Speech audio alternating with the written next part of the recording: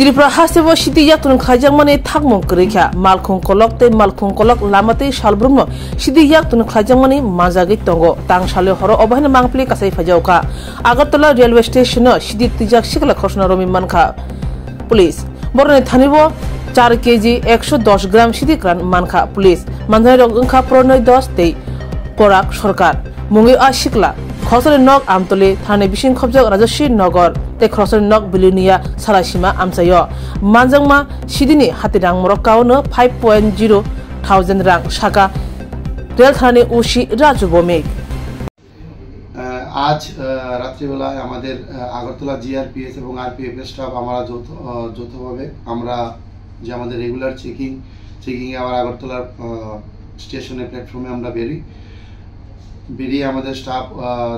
ওইখানে দুজন ছেলেকে সাসপেক্টিভলি দুটি পিট্টু ব্যাগ নিয়ে ঘোরাফেরা করতে দেখে তারপর আমাদের স্টাফ ওই দুজন ছেলেকে আটক করার পর জিজ্ঞাসাবাদে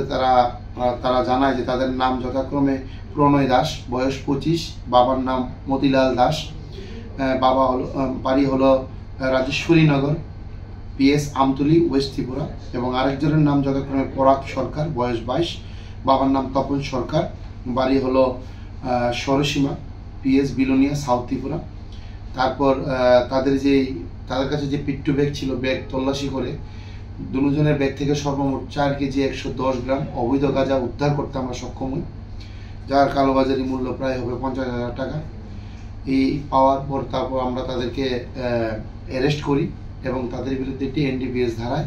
মামলা নথিভুক্ত করি এখন তাদের আমরা ইন্টারোগেশন করছি আগরতলা জিআরপিএস থানায় যে তারা কোথা থেকে এই